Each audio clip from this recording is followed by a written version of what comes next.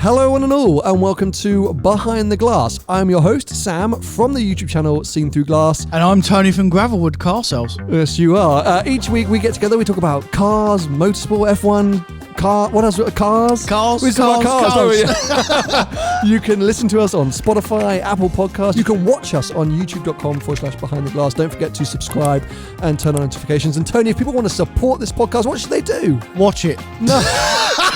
But also head to Patreon. You can support us on patreon.com/Behind the Glass.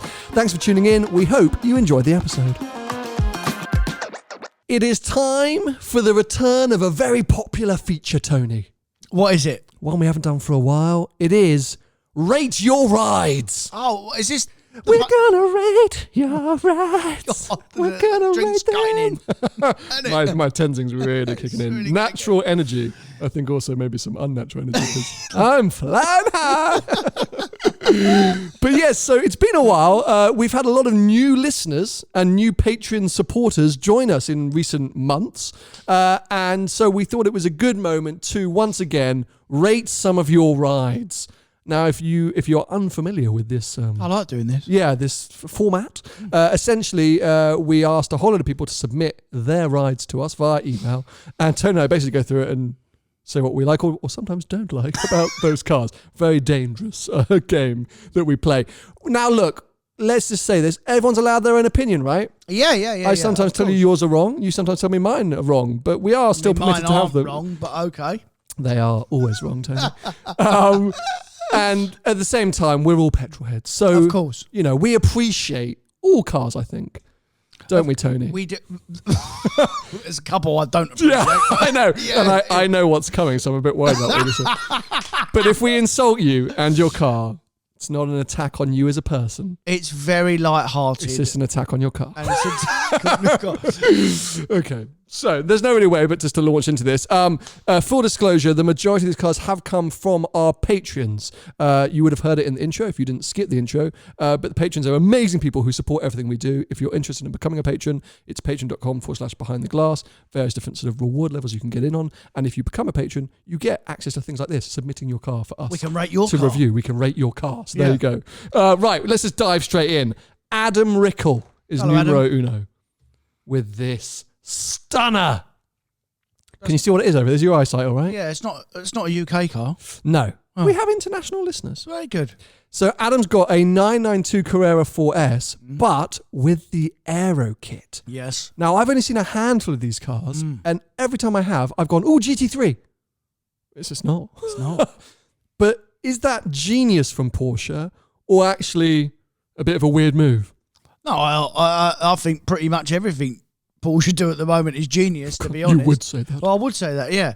I think that's a very good car, and actually, to use every day, it'd be better than the GT3. Be a much more Well, this is the thing, car. I think it's great. I think if I was speccing it, would I go with the Aero kit? I don't know if it's that kind of thing where it feels like you're pretending to be something you're not, or whether actually you're just getting all the looks and the appeal with, as you say, a much more usable package. In the UK, that car will be 120, 125, few quid, that car. Yeah. Well, what are our thoughts? We're fans, aren't we? Yeah, we're fans. I'm not a fan of the... Is that silver? Yeah, I think it might be white. Yeah, I mean, it comes... Yeah, it's... Pop down to Yanamites, Adam. See what you can... Well, he's not in the UK. No, but ship the car across. I don't know. No, but very nice. I mean, we can't be... I like the wheels. They're them Spyder wheels. I like them wheels. They're very nice wheels. Very good, yeah. Right, you ready for the next one? Yeah. It's a good friend of ours, Alex Spooner. He came on the podcast ages ago. Good old patron. He was chatting to us at that time about his GT4. Oh, yeah. Well, Alex has stepped up in life. Has he? Are you ready? Bada bing, bada boom. Perf. Man's got a Huracan Performante. Very good car. Whoa. I know about these. You know a lot about these. Now, I still haven't experienced a Huracan Performante in any shape or form, from the passenger seat or the driver's seat. And Lambo aficionados out there, i.e. Paul Wallace, still go, you've got to do it, it's so good, it's going to change your life. It's not going to change your life.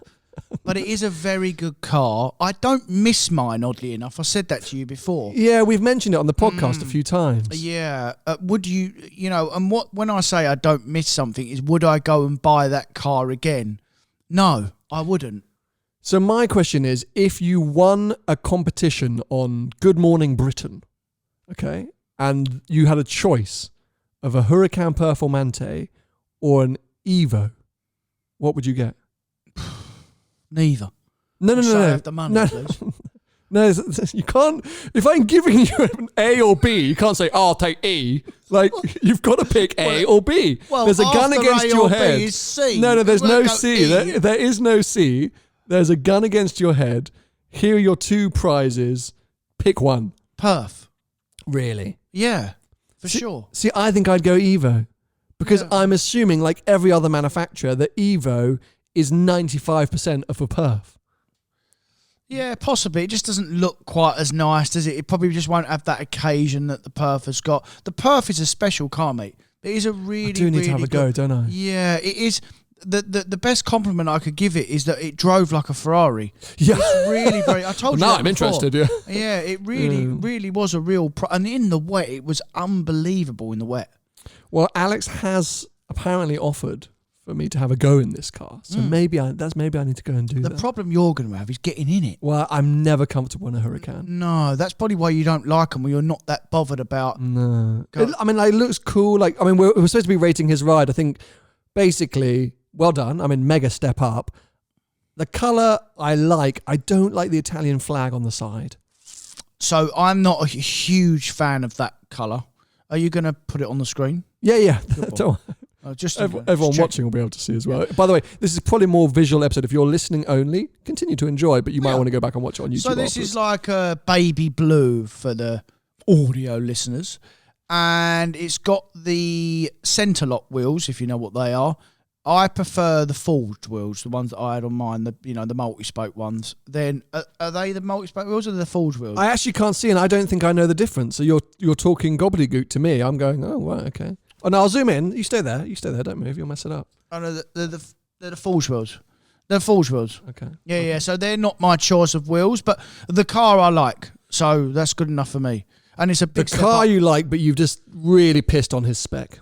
Yeah, not the spec. It's not the spec for me. It's not there. I don't like them wheels. I'm not overly keen on that colour. Sorry, Alex. Yeah, but big step from his old car. What's the... Oh, no. Moving on. Andre Levi, I think that's how we pronounce your surname. He has got a stunning manual V12 Vantage from Aston Martin. That's not an English car either. No, I think he's in America. And what I love is Andre's done what I would do. He's argued as to why this is special, as in rare. For some reason, and I should bring up his email, either the colour or something about the edition means it's one of 30 or one of... Should I find his email? Because I'm doing him a disservice here. Oh, it's rare, all right. Yeah. Like when I would go into Tony, I'd say, oh, but it's the yellow edition. It's worth more. Driving that car is like honestly driving a 30-year-old Mustang. No, that's how bad it is. No, it's not. But I agree with you that that's the same sensation. It is not bad. It's a brilliant car. It's a brilliant car. Is that the V8 one? It's the V12, manual V12 Vantage. Manual V12. What a dream. Here we go. So, it's one of the special ones in the garage. Oh, Andre got a few other bits, have you? Oh, here we go. It's a carbon black edition, one of 40 for the US market in 2012. Hello, that's an investment. What was that, 2012? 40? Yeah, one of V12 40. manual Vantages. That's all they sold. No. Carbon black edition, mate. That's a carbon black edition. Yeah, but Aston Martin only sold 40 cars in 2012. It was all in a banking crisis, and they were the 40 that they sold. They all went to America. You've been conned. Don't ruin the dream. I think that's a stunner. Okay. The colour is this kind of like very dark purple, which he says... Carbon black? No. Is that the... Oh. It's like BMW carbon black. Oh, okay. Yeah. That's what it means. Yeah. Oh, I thought it meant that BMW. I thought it was like a carbon black package. It does sniff a little bit of, 570 GT Black Edition. As in, we've got a few spare cars left. But, Andre, I love it. Like, I'm so with you. And you could sell that car to me very easily by telling me it was rare. I'd be like, well, that's the one I want. But having learnt what I've learnt over the years of doing this podcast with Tony, I do think potentially the dealer's taken advantage of you slightly. Oh, he's absolutely seen you coming. Anyway, it's beautiful. I love it. I would have it in a heartbeat. I wouldn't. Next up. Andrew Kernahan. I'm going with Kernahan. I think I've probably put an accent there where I shouldn't Irish? have. I don't know, but it sounds like it could be Kernahan. Is it a left-hand drive or right-hand drive? It's an Irish car, isn't it? It's a right-hand drive. Yeah, it's an Irish car. Well, we're making that assumption. Is it? I don't think it is. It's got a UK plate on it, doesn't it? Has it got a UK plate on it? Yeah, I think so. What's that? Anyway, it's a very nice Clio modified for sprint/hill climb. It's an Irish car. Okay, chill out. It's got an Irish plate on it. All right, slow down. Bloody hell, here he is. You're closer to me. You can tell it's an Irish car from You got your glasses on. Well, I forgot mine. You should put yours on. Yeah, you should. Big fan of these. We spent a hilarious few weeks. We did. In a red 182 trophy, which we were giving away actually, part of a campaign I was doing with Gumtree. And yeah, we had to go up to I can't even remember where we went to. It was somewhere near Newcastle to buy it. Drove it back. You were convinced we weren't going to make it back. It was very nice. I had a lot of fun in that. And they're becoming very collectible there. We should have held on to that car. No. I think I asked you at the time. I said, mate, we shouldn't give this away. And you had the same reaction then, but we would have made a few quid. But yeah, super nice. I bet that's a ton of fun. This is like that picture there. That's everything I want to achieve with the Abarth. Once the UK theoretically starts to come out of these various restrictions, I just want to live on sunny tracks. Good. There's a good little track car for a little track, not a big track. Yeah, you want like tight and twisty, Blyton Park-esque. Brands, Knockhill, that sort of thing. Yeah. Very nice, Andrew. We're giving you a thumbs up, especially because you've got white wheels. And a cage. You've got a cage. Got a cage in there. Yeah, he's serious. He's not messing around. Yep. Angus Rauch. The scrapyard. He's in the scrapyard. He's not in the scrapyard. He's still got a picture in the scrapyard. He's in the park. He's in the park. He's got a Land Rover Series 3. He's found it in the woods. It's parked appropriately. That's where you want to see a Land Rover, in the wild of the car park of Richmond. Yeah. I think that looks awesome. I mean, it's super cool. I feel like it's becoming a bit of a thing recently, is really old Series 1, Series 2, Series 3 Land Rovers, especially in and around London. I'm starting to see more and more, and the more beaten up, the cooler. Yeah. There was 60s, that car. Is that a 60s or 70s? Yeah, it must be 60s. Yeah. No, I think very cool, very nice. Probably goes about 4 miles an hour. Oh, it's awful to drive that. Awful to drive. But there's one actually that knocks around here, which has got no windscreen, no roof, nothing. It's almost like a sort of tub. And it's kind of cool, just on a sunny day to bomb around in. Fair. So, yeah, fair. Go on, Angus. Right, moving on. Oh, yeah, Ben. Now, that's just a Fiesta. Who's Ben? Ben. From the way you said Ben, it was Ben. Yeah. Ben. No, it's Ben. He's a patron. Oh, hello, Ben. Hello, Ben. It's just this nice Fiesta. And you know what? The reason why I included it, because obviously we got a lot of submissions for this. Couldn't go through them all. It would have been a 15-hour episode. But why not? Go on, Ben. We can't all have super sporty. At one point in my life. What's wrong with that? This is a nice Fiesta, isn't it? Sold 4 million of them. Best-selling car in the country. That's what I mean. Based on last week's episode, we know that's the most popular car in the UK. Yeah. So therefore, it's got to be great. So I think... Well, it will be great because they've sold 4 million of them. There we go. They can't get it wrong. So I just wanted to prove for a second that cars are great. We're not just here for the Performantes, Alex. No, and we're going to talk about this next week, but I think that is a motoring icon, that car, mate. Oh, he's just hinted towards next weweek's episode. Cheeky, look at you. I honestly think that's a motoring icon, that car. Don't do it too much. Just I'll say it once more. No, the initial tease. Next week's theme, motoring icons. Anyway, so yeah, Ben, as I say, there were plenty of people who submitted lots of very nice, I'm going to put in inverted commas, ordinary cars. Horrible way to say it, but the point being that I've picked out the ones that I think basically you're going to be rude about. That's how we've come to the selection. So, moving on. Well, I wasn't rude about that one. Cowan Scott. Now, Cowan's got a fair few whips, but this is my favourite one and my favourite picture. It's a 718 Boxster Spyder, which I have a big soft spot for, outside the Rover's return. Is it a 981, that car? No, it's a 718. Oh, 718. 718. Beautiful spec. GT Silver, I think, or whatever. What other silvers do they do these days? GT Silver. Yeah, it's all GT Silver now, isn't it? Just very nice. And I just still think, I've now sort of declared that the F-Type is happening. So... You're going to buy one? Oh, yeah. Oh, you didn't watch my video, thanks. Not the one that... I announced yesterday it's happening. You bought that one down there? No, I'm not. Do you know what? The one down, the black SVR from Alexander's Prestige, super, super nice. It doesn't have DAB radio, and being a audio snob that I am, I'd want that. Probably could retrofit it, but I'd want that. Yeah. I don't think I'd want a black car. Okay, fine, I could wrap it and stuff like that, but still, so not the perfect car for me. And also, in my head, I'm still debating new F-Type or old F-Type.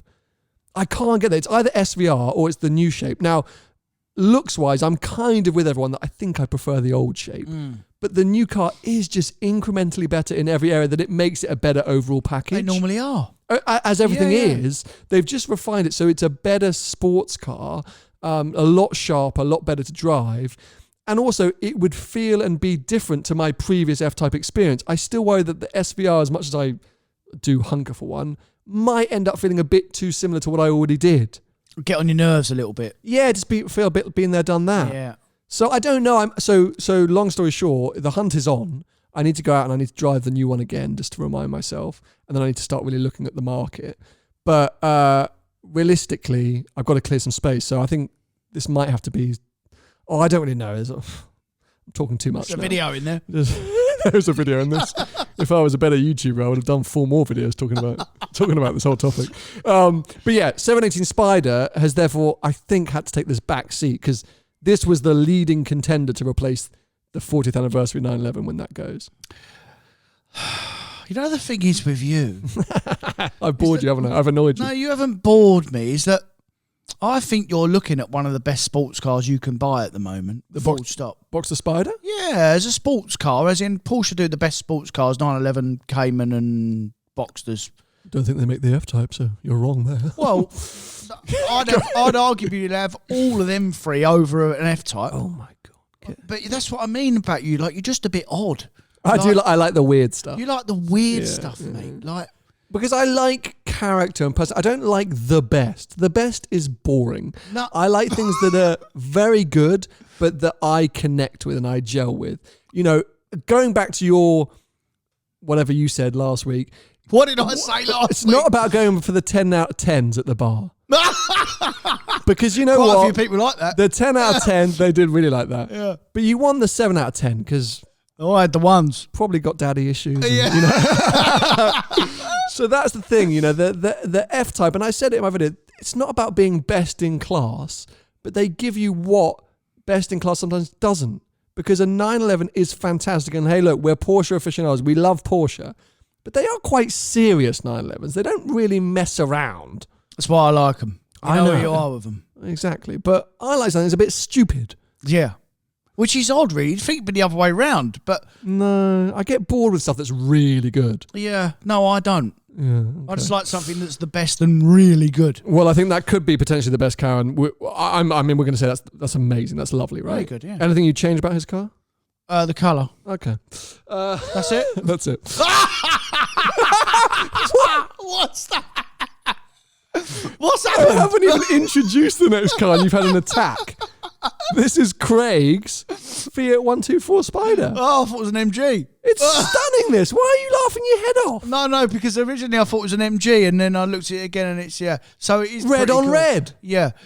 So if it was an MG, you would absolutely just poo-poo it, would you? Yeah. But because it's a Fiat, you're going to give it a... well, it's just a bit more cool, isn't it? I mean, the MG... I think this is so cool. Look at the wheels on that. Yeah, okay. Super nice. And I remember going to the Abarth factory once, and they had a Abarth 124 Rally for the road, restored. Amazing. Best thing ever. It's just a cool little vintage classic. I mean, it is crap, but... It's got Why is it crap? So much personality and character, that car, which is why I'd like it, and it's probably why... Well, you've just gone completely against your whole argument, slagging off the F-Type. I mean modern cars, mate. I have a different foresight into old classic cars that I appreciate. I don't really want one. Or a modern car, which has to be the best and the newest and the greatest. But with a classic car, I can be a little bit more lenient. Because you understand, because it's old. Would you do a road trip in that? No, I wouldn't even drive it. But I appreciate it, mate. Would you like to be driven in it? No, thank you. So if I got hold of a classic something and we went on a road trip somewhere, you would just we fume. wouldn't go on a road trip. We wouldn't get anywhere, would we? We'd get to the tunnel and then probably sink. That should be some kind of weird bet. You know, you have the support vehicle. You know, there's something in there. There's a video in there somewhere. We'll work it out. Go on a road trip. I'll go in a modern car and you go in a classic car and we'll see how far you get before you brake. No, but I won't brake, and then what's the video? That. Just having a great time. Yeah. Okay. Right. Now, watch yourself. David.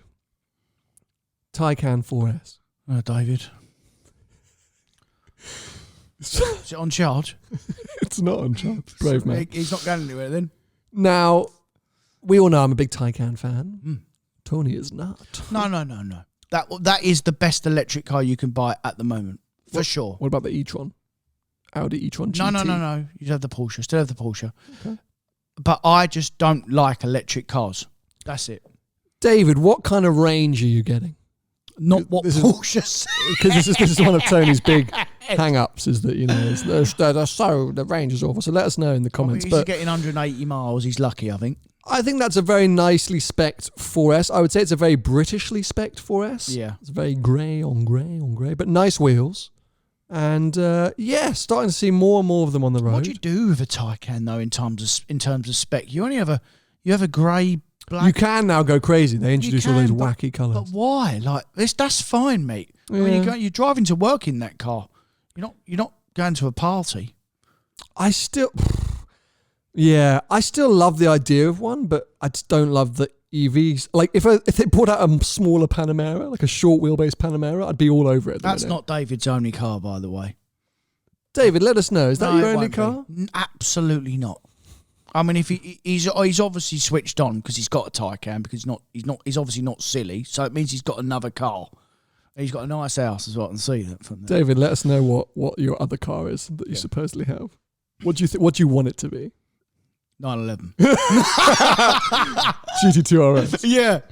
Okay, moving on. I'm coming to your house if you want. To make an offer. Yeah. Moving on. Eric. Interesting car, this. Now, I did the same thing. Tony's kind of looking at it, squinting his eyes, trying to work out what he's looking at. I did this for ages. I was like, what actually is this? It's an M8 Cabriolet. Is it? Yeah. First, I thought it was an M2. I know. I think because it's US spec. Okay. It took me forever to work out what it was, and it's white with pretty small wheels. Anyway, the shocking thing about this, it's been tuned to 714 horsepower. That is Sleeper McGee. Yeah, it's already fast enough, isn't it? I mean, 100%. Yeah, Americans. They love it, don't they? They do love a good tune. Because they got big straight roads to have fun in. Yeah. But yeah, it literally, don't get offended by this, Eric. But I would say that's real, realist, like Brenda from the real estate team, like that's her car. You know, she's turning up to like show off the 4-bedroom mansion, or like what's the male equivalent? Like Brad, who do you know what I mean? Like, I feel like that car has a stereotypical owner. Yeah, like a Range Rover. Yeah, what's the UK equivalent? It's not. It is a bit Range Rover, yeah. But that's not for me. That car, by the way, it's old shape Bentley Continental GT. Yeah, absolutely no chance. I mean, it'll be a good car and it'll work and it won't let you down, and it's obviously fast and straight line. Bloody fast. But that's not for me. It's not for me no, either. That doesn't float. I'm sorry, Eric. Like, one of my best mates at the minute is thinking about, I think actually has ordered an M8. And I just went, is he all right? Yeah, that's what I was like, Like, I don't want to poo-poo on your parade. Like, go on, Eric. That's a big, expensive car and you're having a good time, I'm sure. But I don't think either of us would choose it. No, the thing is, though, if it was American, maybe we'd have a different take on it. Because in American, it might be, you can get a Cadillac CTS like for half the price, and so much power. Cadillac? Are you joking? No. But if you're an American in America, they do like the Cadillac stuff. The V series Cadillac stuff is very good. Okay, it's M5 rival. I think CTSV or ATSV. It is very good. Stop saying, because I know you're doing a dismissive. Okay, you're such a dick. You just go to the next one. Okay, we'll go to the next one. I love this. I love this. This is Harrison Jones's 85 Alfa GTV. That is very stunning, cool. right? Yeah. And this is the kind of age of Alfa that I think all the lines make sense to me. Very pretty. It looks cool. Like, it's pretty, but it's also kind of like edgy, like a bit angular, just a bit kind of cool. It's got almost like a muscle car vibe. It's like an Italian muscle car. Yeah. I mean, it won't work, but... No, I actually think it doesn't work at the moment. I can't remember if it was Harrison. There's somebody... Maybe it's a later car. Sorry, Harrison, if I'm ruining. Dobbed you in. There's definitely one of the Italian cars that's beautiful that's not working. But that looks immaculate. Unbelievable. One of those cars I'd love to experience and have a go. I wouldn't care if that didn't work, that car. Yeah, because just look at it. When you walked into that garage, yeah. like...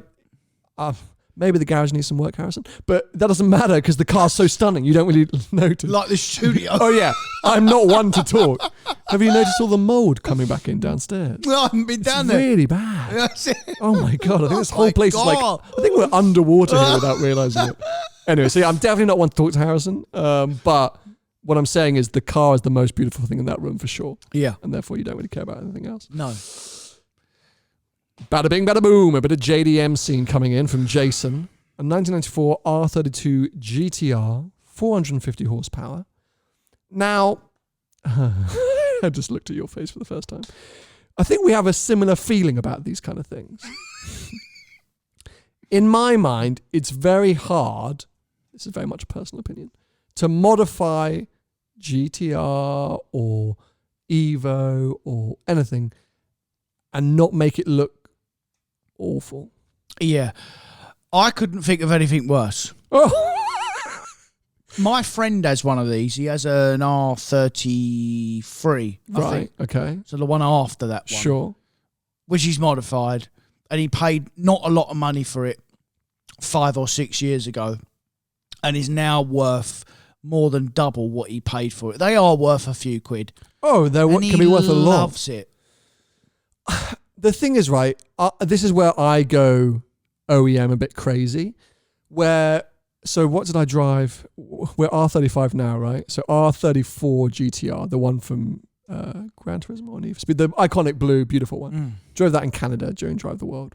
Loved it. Amazing. But it was essentially an OEM plus car. All the parts were sort of pretty OEM looking. Like it was a new tool. Anyway, when it is that, when they are special editions from factory or from Japan, I think they're kind of mega. And I think they're kind of cool. And I think they have that look and that feel. And that's why I think stock cars are incredible. Yeah. The problem, which is what I'm saying, and this is super harsh, Jason, because I'm sure you love this car and I'm sure it's brilliant to drive.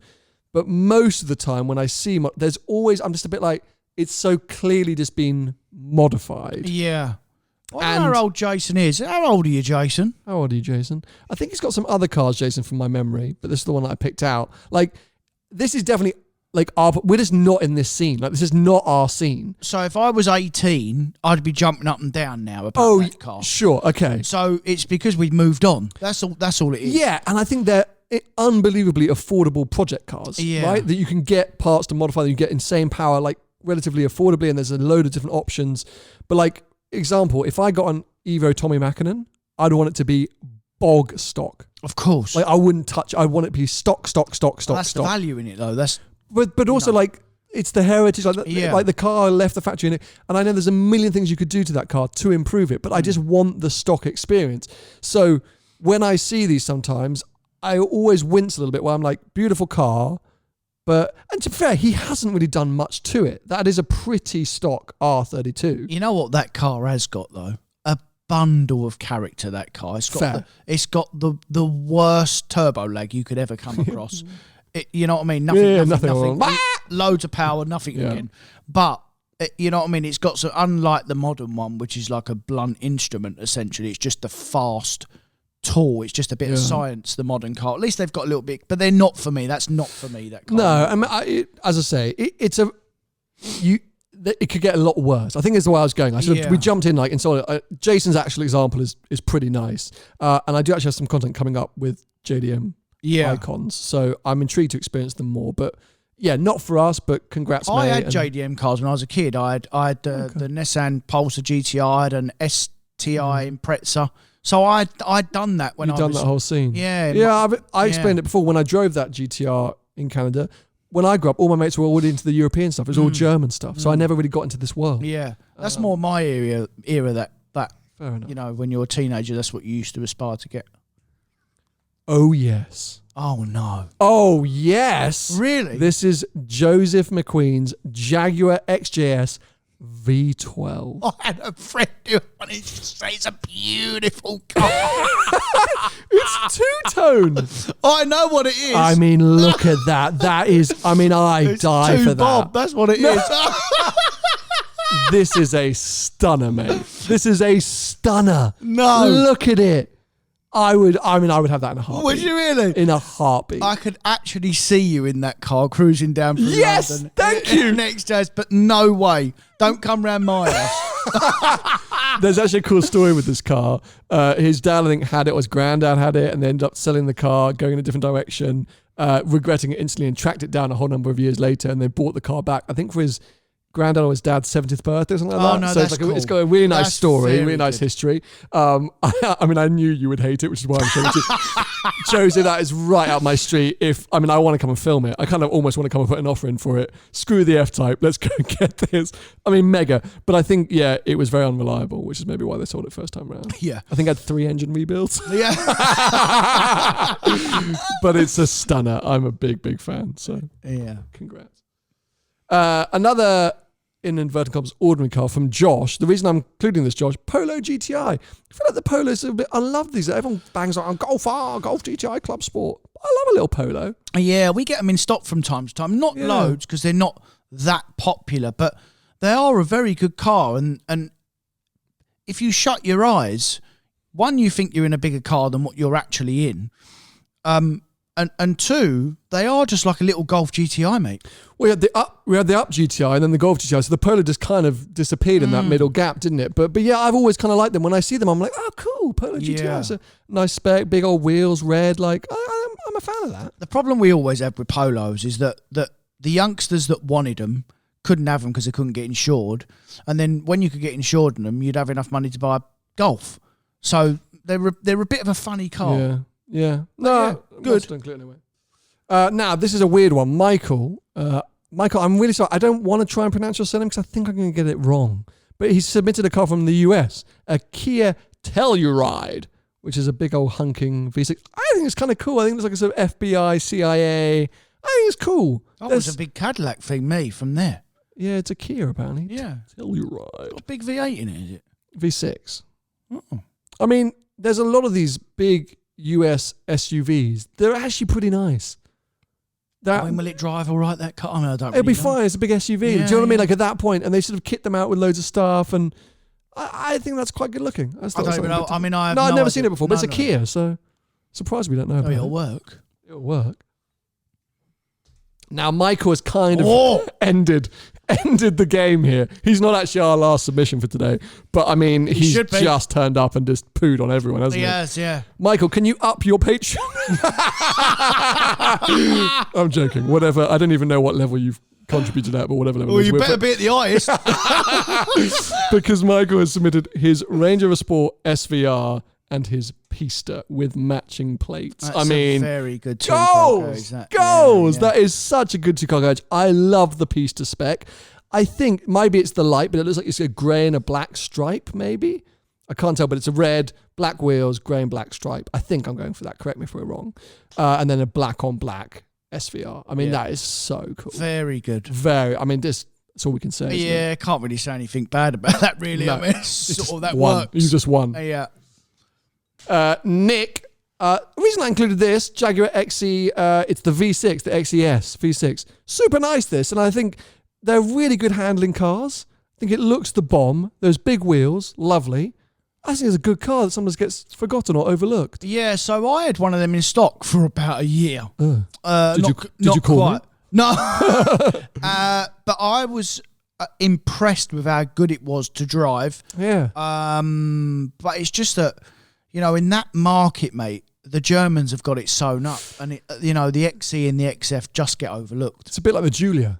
As we know, Giulia's brilliant at any level, not just the Quadrifoglio. Brilliant car, the Giulia. But it's that kind of like, oh, I'm quirky. I got a Giulia. Like, it's a very me car, isn't it? If I was in the market for a mid-level saloon. Yeah, just go and buy a diesel Julia.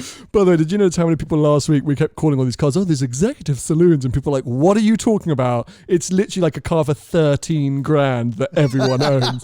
The executive saloon of the Philippines. So yeah, I think we probably misclassified quite a few cars. Noah has got a stunning R8 V8 Gen 1. He actually submitted a picture with the behind the glass keyring, which actually they're all downstairs. I should bring some more up, but a Patreon keyring. Did he? Yeah, it looked very cool. Very cool. I since having driven one of these now, I'm a big fan. I think they're great entry level, affordable supercars. I know you don't like go wrong and they're awful. No. The biggest problem I've got with that car is that it can't cash the checks that it writes, as in it's not really a supercar anymore. No, and I don't think it was from day one, but my point being, this is always the question, how do you classify a supercar, right? Because performance-wise, it's not that far off my 360. Lol, I know you're going to come out and say my 360 is not a supercar. It's not, it's a sports car, agreed. But to any boggo on the street who's not a petrol head, it's a Ferrari. And that R8, the presence it has, the way it makes you feel, all of these things, the mid-engine, the layout, blah, blah. Yeah. Yes, the performance is way more like a cruisy muscle V8 GT car. I think there are so many elements of it which are supercar. And as I say, if you turned up at somebody's house who doesn't know about this, they'd go, oh my God, you've got Iron Man's supercar. If you put a private plate on it and or even if you they wouldn't know. Actually, people my sister would go, wow. Yeah. And so that's why, to be honest. That's so, that's got to still win supercar. Yeah, fair. Appeal. Fair. We're being so nice about everyone's cars. We've learned. Or maybe you've just become a more rounded human being. Yeah, maybe I have. Maybe I've just picked appropriate cars. Yeah. No, I mean, we wasn't... No, you were quite mean about a couple, but in general, you're being nice. Yeah. Thought you were going to go in on that. Pete Watson, a beautiful 458. Now, the reason I selected this, firstly, I'm not a fan of the black roof. Sorry, Pete. I like the black roof. I know you do. Contrast. Yeah. My one had a black roof. I know, I wasn't a fan. I think that the 458 might be finally starting to age. It is. It was keeping up so well with the 488 and everything in general. I thought it always, you could get one.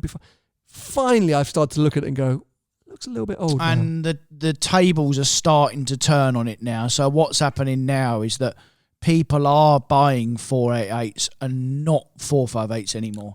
Okay, interesting. Yeah, so there's quite a lot of people not quite a lot, but some people that I know that, have had a choice between the two and they've gone 488 because the price difference isn't hugely different now. And depending on, as with all Ferraris, depending on the ownership history, some of them can start to be a bit beaten up and interior-wise, and the difference between a 458 and a 488 interior, weirdly, is quite big. You wouldn't expect it. Design is very similar, but it's more spacious. Everything's a bit more well put together, it feels like. And hey, I'd have a 458 in a heartbeat. Great car. But yeah, it just is just starting to sort of...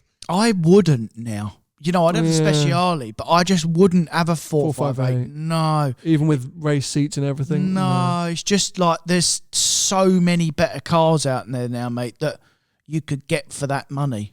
Like new ones. It's crazy when you think about the fact that they're let's talk about a good one, 135, 140 grand for with good miles on a good one. Yeah, we're talking under 10,000 miles and a right nice one. Yeah, 570S, R8 V10 Plus, GT3 9, all these other cars sub 100k. Oh mate, the list goes on. We've done this 2 weeks ago. But versus a 458, I mean, it's quite amazing because that's the thing. Obviously Ferrari badge, but there are plenty of Ferraris, 599, 575, 360, 430, FFs that have now dropped below 100k, and so even Testarossas and things like that. But that 458, it almost feels like it doesn't justify it anymore because at 95 grand, what a car. Yeah, although all them Ferraris that you just mentioned, I'd have that over all of them, by the way. Well, but because it's that new generation, isn't it? I mean, apart from 509, but yeah, it just, I don't know, there's something's now not sitting quite right. No, I mean, Pete, not. like, congrats, like, what a car, like, hey, if I had a 458, I'd be loving life, but I don't know, it was an observation I thought the other day. The tide has changed a little bit. Yeah, no, I agree, mate. I'd agree with you. Moving on. Oh yes, okay. Racing. Again, sorry if I'm pronouncing your name wrong. It's a Vantage. The photo's quite small for you. Apologies. Well, it's not just quite small. There's a lot of grass covering There's a lot of grass. which is actually quite a good photo as far as I'm concerned. Great photo. But do you know why I've included this Vantage? Because I can't see it properly. It's got 115 kilometers on the clock. Oh. And he's had no issues. Really? No issues. He's literally sent it as a middle finger to you. His whole email, let me see if I can bring up his email. Like his whole email is literally like, ha ha ha, Tony. Well done, boy. Check this out, you douche. I mean, 115,000 kilometres is 60 odd thousand miles. Yeah. Right. Yeah. Okay. Yeah. What engine is it? It's the V8. Okay, so you would expect a V8 to do 65,000 miles, though, right? No, but the way that you talk about Aston Martins and this generation of Vantage leads people to believe that they will leave the forecourt and catch fire. You've set that story. How many has he had? How many Vantages he had? Yeah. I don't know. Is that his first one? Let's see. Hold on a sec. I'm trying to bring up his email. I mean, I bet I've had 15 or 20, so that's why I know. Hold on. Calm down. 2008 Vantage manual. 13-year-old Aston Martin, 115,000 kilometers, driving with no big issues since then. He says, accept it. Okay. One of the first Vantages to update to the 426 horsepower. Should be the highest mileage, 4.7 Vantage in Europe. Prove me wrong. He loves it. It succeeded my beloved Maserati. It was hard to find. So we jumped out of the fire into the frying pan. No, out of the frying pan into the fire. Well, I mean, to me, he's done a brilliant thing. And yes, okay, fine. You've had plenty of them come through the dealership. You had experiences of them going horribly wrong. But it's a bit like when we sit here and we go, we've got to give McLaren a second chance, because there are great stories like this. There's always going to be. Yeah, it's a percentage game, isn't it? Correct. Yeah. But you would find that will be 1 out of 10 that won't be causing any issues. My point being is, if you like a gamble, if you like a bit of risk, there are still some amazing experiences and opportunities out there in cars that Tony tends to like to tell everyone are disastrous, you know. But I say they're disastrous because of my experiences that I've had with them throughout the years of being in my job. I'm not saying that there can't not be a good one. Of course there can. But in my experience, the 10s that I've seen of them cars and some Maseratis and some other stuff that I've slagged off down the years, there is a reason why I've said it. Because I've got evidence to back up that they are crap. I was about to say fair. Roger in with the red edition Focus RS. This had a Mount tune on it. Yeah. One of 300. So correct me here. I'm unknowledgeable about the editions. The red edition is actually special, right? As in there was a bit more horsepower, a bit more funky bits. It wasn't just the paint job. Or is that the orange edition? No, the orange one was the really special one, I think. The red one was the one. Oh, you're right. Okay. Yeah. The red one was just red, basically. Yes. But Roger's done a Mount tune of it and things like that. He's got a few extra special bits on it. Yeah. But yeah, like, cool. They're still very cool. When I see those cars, I still go, ooh, RS. They've held their money. Yeah, no, really they're great things. And as I say, like, you know, I've had fun driving them before, and yeah, the fact it's still got presence however many years later, 5, 6 years? No, it's been out for a while. They come out, they were very advanced when they come out as well. So even now, 5 years later, they're still like a good hot hatch. You know, you've got all the modern stuff inside and still 360 or 70 horsepower. So yeah, and it's a Ford. So apart from their gasket issues, they're just good, mate. They're all right. Lovely. Good photo as well, Roger. Now, here's the funny one. I don't even know what it is. It's a 1980s Maserati Merak SS V6. Oh. Now, this is the one that I think is not working. But I think it's cool because I agree. I'd look at it and go, I don't know what it is. But it's this kind of cool old Italiano. And the reason I quite like this, Sondre, I think I'm pronouncing that right, bought this car when it was worth peanuts. And it's now worth quite a lot.